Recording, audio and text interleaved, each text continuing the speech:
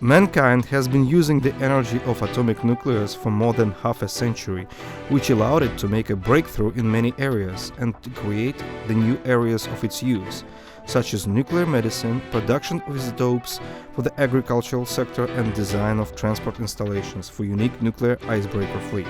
The energy strategy of the Russian Federation up to the year 2035 provides for increase of share of nuclear thermal power plants in the generation of energy from 17 to 21%, the increase of their power by 1.8 times. According to the World Nuclear Association, Russia today is the leader in development of new technologies in this area. An increasing number of countries, including Belarus, South Africa, Turkey, Egypt, Bangladesh, Vietnam, and many others, are joining the nuclear power generation club. New power units appear in environmentally oriented Finland. However, any production gives not only products, but waste as well. In this case, waste is special, namely radioactive.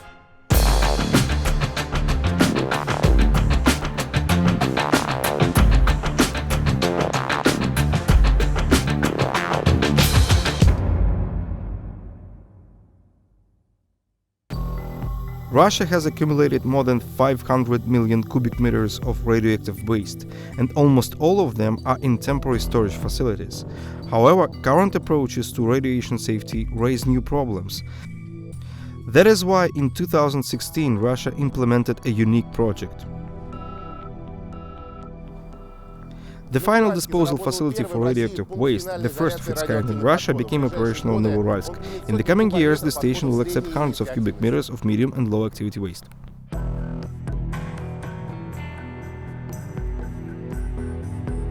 The facility is located in the territory of the Urals Electrochemical Integrated Plant, the largest uranium enrichment capacities in the world. Unlike the temporary storage facilities, where storage term is radioactive waste is limited to 30 years and may be extended, the repository is designed for hundreds of years. This period is needed to make medium and low activity waste safe.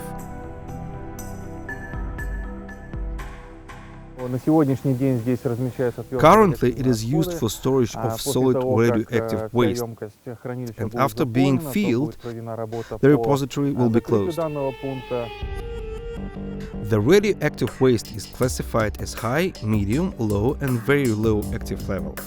The latter three types of waste include more than 99%. The waste is generated both in nuclear industry and in non-nuclear industries, such as oil and gas production, heat power engineering, geology, and medicine. Medium and low-level radioactive waste, or abbreviated RW, are more dangerous. In Russia, they are classified as third and fourth classes of hazard.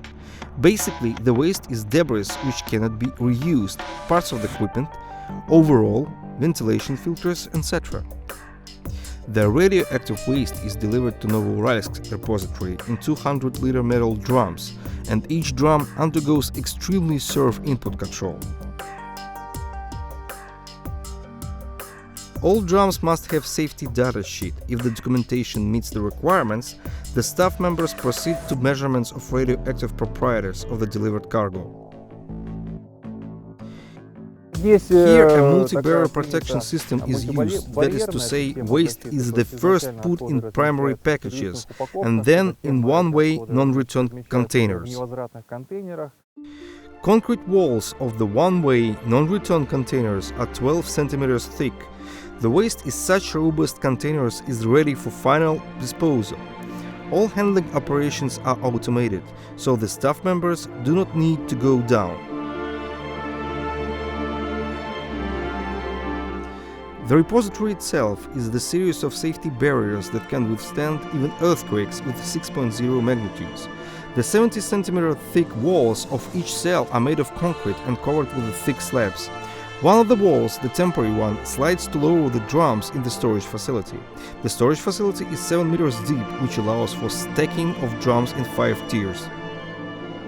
Each cell is filled with drums of radioactive waste prepared for the final disposal, enclosed with a concrete slab, weighing 8.5 tons. By 2036, Novouralsk near-surface final disposal facility is planned to accept about 2,000 cubic meters of radioactive waste of third and fourth classes. Specialists believe that the repository will provide secure isolation of hazardous waste until they become non-hazardous. After the facility is filled, a special buffer shield consisting of several layers of clay and crushed stone is made above it. This pie is roughly from 2 to 3 meters high with a lawn on the top, so if we can come here after completion of filling and covering operations, we'll see such a mound of green grass. After preservation, the facility will have constant environment monitoring and control of acceptable radiation doses in air, soil, plants, and even in snowfall. The condition of the nearest underground sources will be controlled by use of observation wells. All these measures to ensure the absolute environmental safety of the facility. Radiation is an invisible threat. We cannot feel, see or smell it. Without detailed information on radioactive waste disposal, people tend to create dozens of myths about it. Now we shall dispel and strip away some of the most common ones. Myth number 1. Radioactive waste is usually buried. In fact, radioactive waste, RW, is disposed at specially designed and licensed sites which provide their isolation for bioenvironmental zone of life as long as they remain radiation hazardous. According to the laws of physics, radiation hazard vanishes over time. Myth number 2. Why would we bury radioactive waste near inhabited localities? Maybe it's better to send it into the space or put down to sea bottom. In fact, just imagine what will happen to the environment on our planet in case of accident upon launching of a spaceship with a radioactive waste on board. Even if hazardous radionuclides burn up in their upper atmospheric layers, they will remain hazardous. The chemical form will change, but the nuclear qualities will not. That is to say, radionuclides can be sprayed in the atmosphere, which is dangerous as explosion of so-called dirty bomb. Moreover, disposal of any radioactive waste in the seas is prohibited by the relevant international convention. Today, many European countries in Europe seek the same goal to obtain a major part in the energy from renewable sources, such as solar batteries or windmills. However, even the complete refusal of some states from atomic power energetics doesn't resolve the problem of storage of already accumulated radioactive waste, as well as the new radioactive waste from medical centers, research institutions, and security systems. That is why researchers and nuclear scientists from all over the world are working to create storage facilities where hazardous debris will be safely isolated for centuries.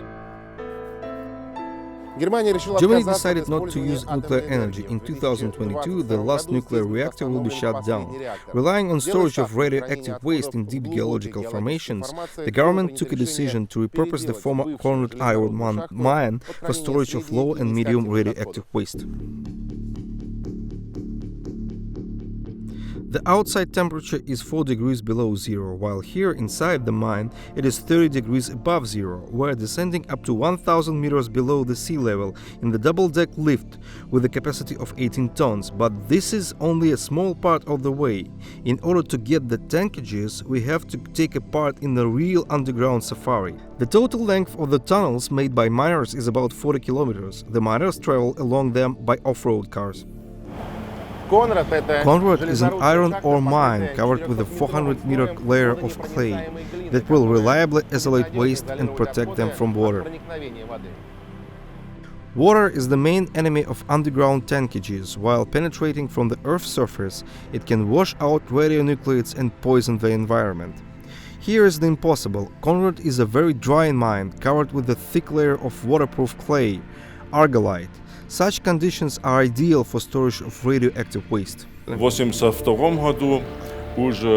early as in 1982, we conducted the final investigations to demonstrate that the mine was safe.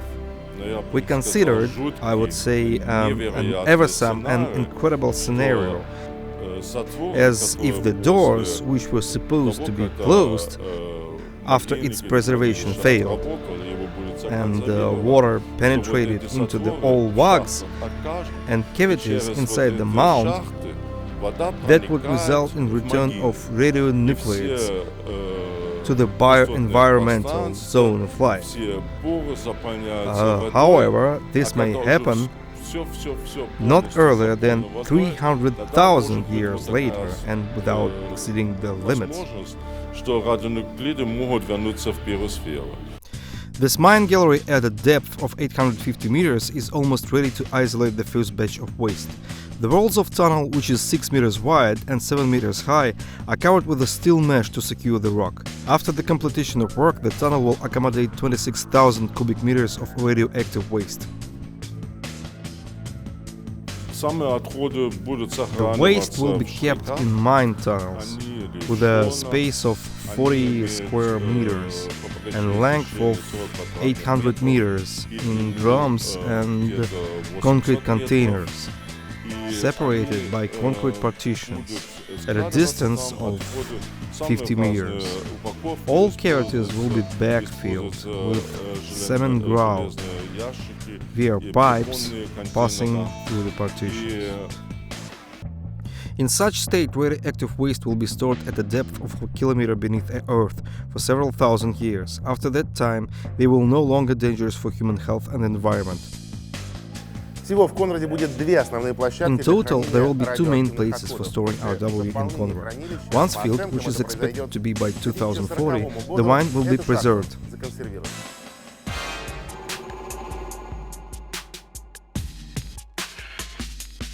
Conrad is a special facility. It was investigated more than 20 years ago. One of the reasons is that the mine is located in a densely populated area. It takes less than half an hour to get there from largest city, Braunschweig. At first, such proximity frightened local people, but researchers and nuclear scientists managed to convince the federal government that the former iron ore mine would be perfect for safe shielding of radiation. Moreover, the senior executives of the further disposal facility are open for contact both with journalists and environmental experts. Radioactive substances, this combination of words frightens the majority people. However, have you ever thought what it really means? Today, radioactive isotopes are used in many fields of science, such as history, archaeology, and of course medicine. By using radiation equipment, doctors can not only diagnose, but cure various diseases, saving hundreds of thousands of human lives. 25 minutes that can help to safeguard human health. This is the time required for diagnostics with use of poison emission tomograph, PET. This innovative method combined radiology and modern computer technologies and opened a new page in the treatment of cancer. It makes a very interesting tandem with the radiotherapy, I mean standard radiation therapy. All radiation technologies involve the work with isotopes, but radiation therapy is slightly different, since it is a teletherapy. Before a treatment session, the patient is injected intravenously with a preparation that contains radionuclides. They spread throughout the body and get accumulated in the malignant tumors and metastases. The tomograph makes it possible to see the exact location of cancer cells, which can be particularly beneficial in early diagnosis of the disease. Even when the doctors know that the patient has cancer, their main task is to identify the primary site of the tumor. This is how radiation works to save the lives. We are in front of the entrance to the cyclotron shelter, located behind this big green door. This cyclotron is quite powerful. It can synthesize a fairly large dose over a session, if, for example, we use 5 tomographs simultaneously. The total number of isotopes produced over a single session can be sufficient to satisfy the needs of 50 persons. Synthesis consumable material is in this small box. It is water enriched with oxygen-18. After irradiation in the cyclotron, it turns into fluorine-18, which is an ideal isotope for diagnostics. Specialists say that this process is similar to transformation of lead into gold. When isotope is ready, it is delivered to the laboratory along the thin capillary tubes, where the radiopharmaceutical is synthesized. The so-called dispenser is also there. This is a small robot that, under absolutely sterile conditions, pours the finished radiopharmaceutical into open medicine bottles and automatically seals them and releases the ready-to-use bottles through the special opening. Here's the standard transport container for radiopharmaceuticals. It is made of lead and completely shields the staff members against radiation. Some of the radiopharmaceutical samples, and there must be at least 5 samples, are sent to quality control laboratory. We have no right to administer this preparation in patients without any quality control. One part of quality control records goes to the archives, so that to allow the quality check of earlier produced batches at any time. And the other part undergoes assessments of sterility and similar parameters. As to influence on human organism, PET examination is not more harmful than conventional computer tomography. By the end of the day, there is no trace of radiopharmaceutical in the patient's body. At the same time, the benefit of this early diagnosis is the saved life.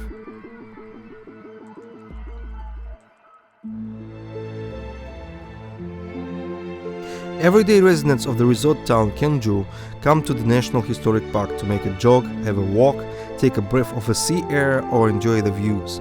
Looking at them is hard to believe that you are in the heart of a specially protected site.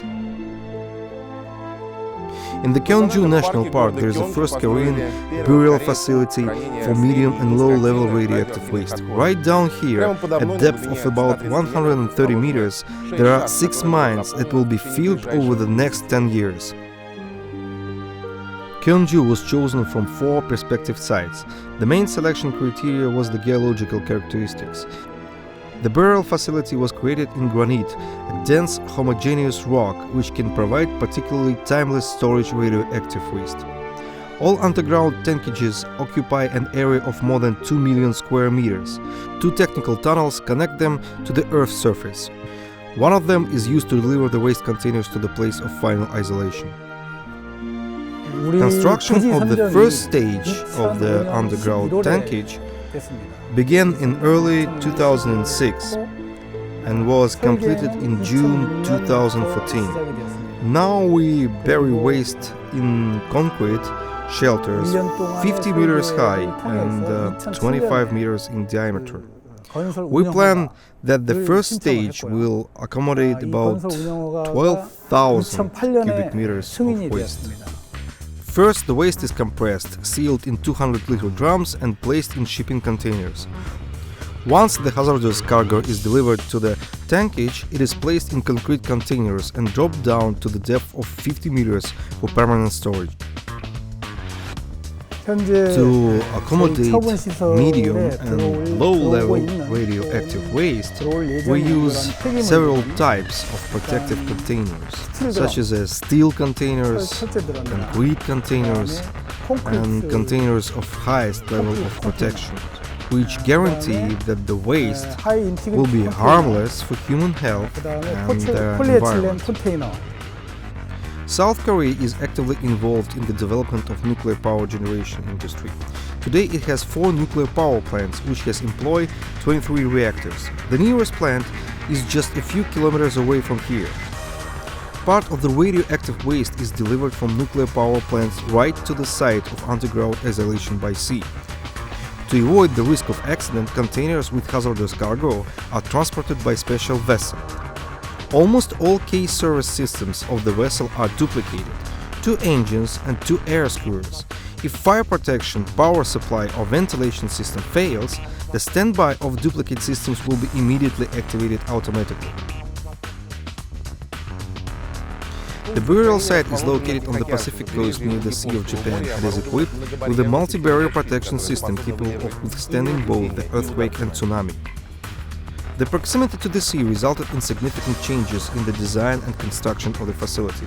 Also, its designers claim that they have calculated all possible risks. We strove to make a facility in view of any danger: hurricane wind, rain, flood, earthquake. Our security barriers can withstand everything.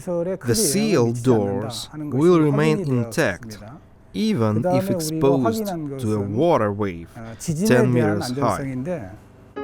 By 2019, the second stage of facility with high storage capacity will be completed. after which the underground final disposal repository will be able to accommodate about 100,000 cubic meters of medium and low-level radioactive waste. Monitoring of radiation situation in the areas near the site will be provided for 100 years after its preservation. Gyeongju is one of the largest tourist centers of South Korea. Annually, hundreds of thousands of Koreans and travelers from all over the world come to spend holidays on the coast of Sea of Japan and to see the UNESCO World Heritage Sites. The National Museum of Gyeongju, this is the local of priceless Buddhist sculptures, more than 700 tombs of rulers and high-ranking officials of the ancient kingdom of Silla, and many other relics. To preserve these facilities for future generations is one of the tasks set by the Korean Agency for Radioactive Waste Management.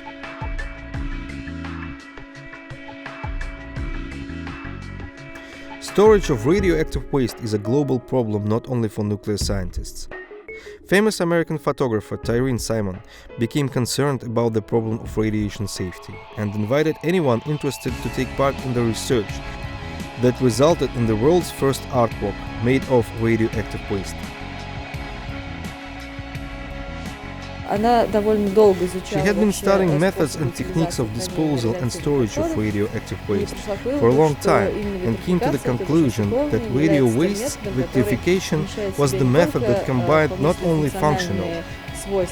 It is the safest one, but aesthetical needs as well. The result is incredibly beautiful.